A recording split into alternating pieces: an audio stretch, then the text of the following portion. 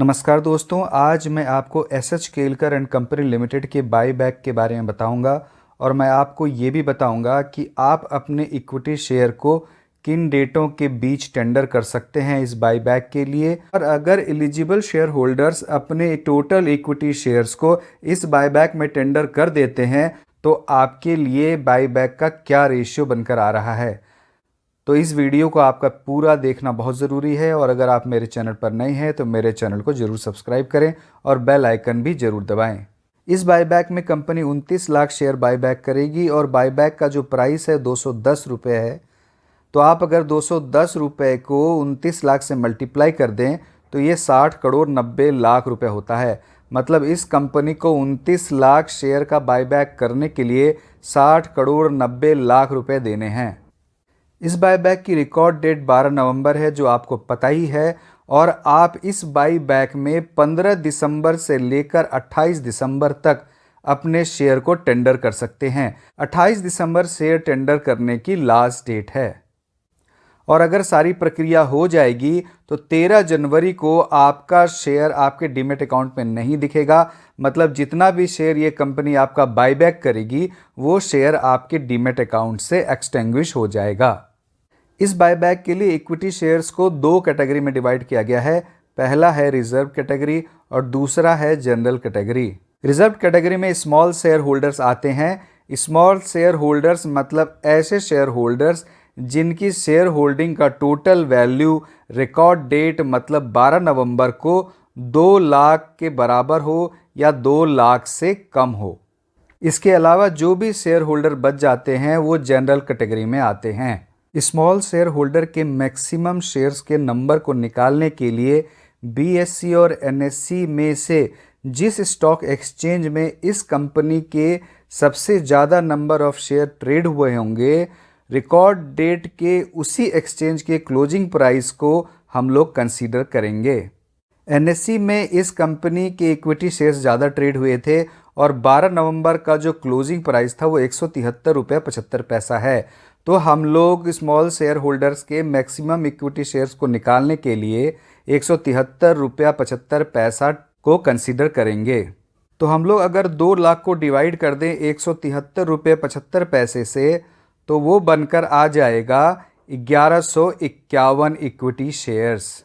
तो record date पर जिन share holder के पास 1151 इक्विटी शेयर या उससे कम शेयर हैं तो वो स्मॉल शेयर होल्डर्स हैं और वो रिजर्व कैटेगरी में आएंगे।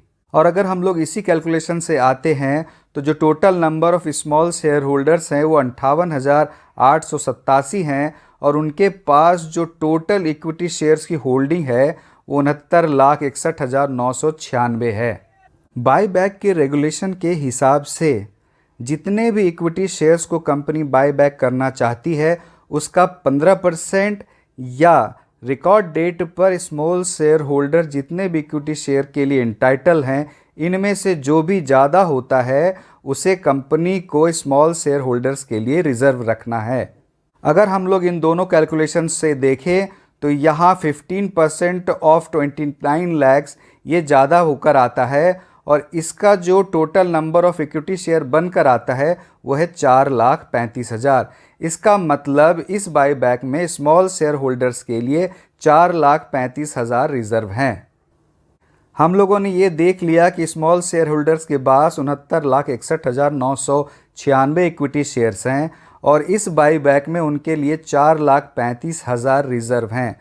तो अगर स्मॉल शेयर होल्डर्स अपने सारे शेयर्स को टेंडर करते हैं तो अगर ये रेशियो देखें मतलब 69,61,996 को अगर 4,35,000 से डिवाइड कर दें तो वो 17 बनकर आता है। इसका मतलब जो बाईबैक का रेशियो होगा वो 1:17 होगा। ये स्मॉल शेयर होल्डर्स के लिए है। मतलब आपके टेंडर किए हुए हर 17 शेयर में एक शेयर का बाईबैक किया जाएगा। 4,35,000 तो स्मॉल शेयर होल्डर के लिए रिजर्व हो गए। तो अब जो 29 लाख में बचा है वो बचा है 24,65,000। ये जनरल कैटेगरी के हैं।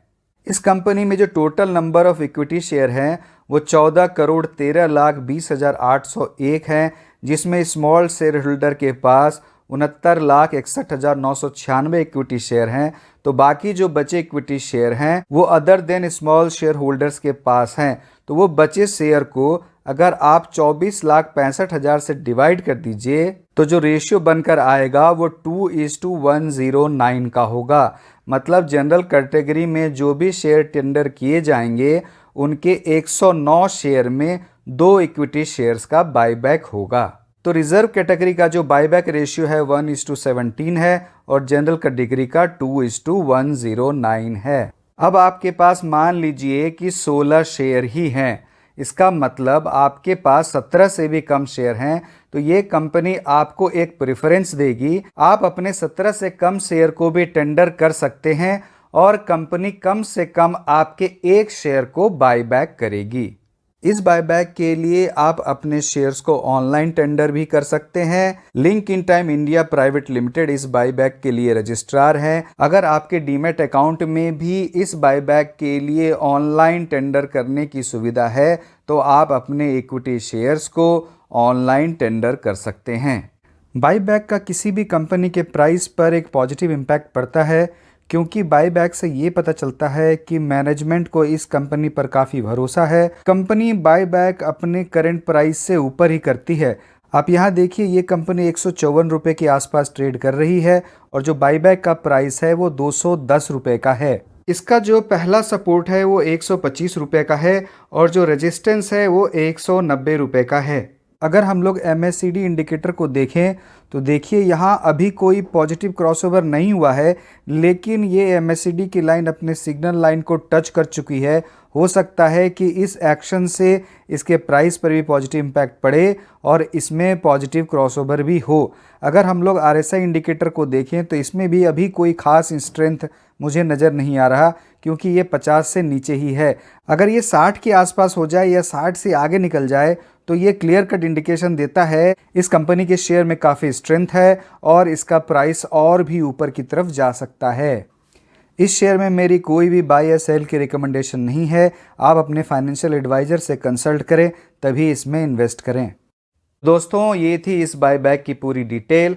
मुझे उम्मीद है कि आपको ये वीडियो पसंद आया होगा, तो आप इसे लाइक करें, कमेंट करें। धन्यवाद।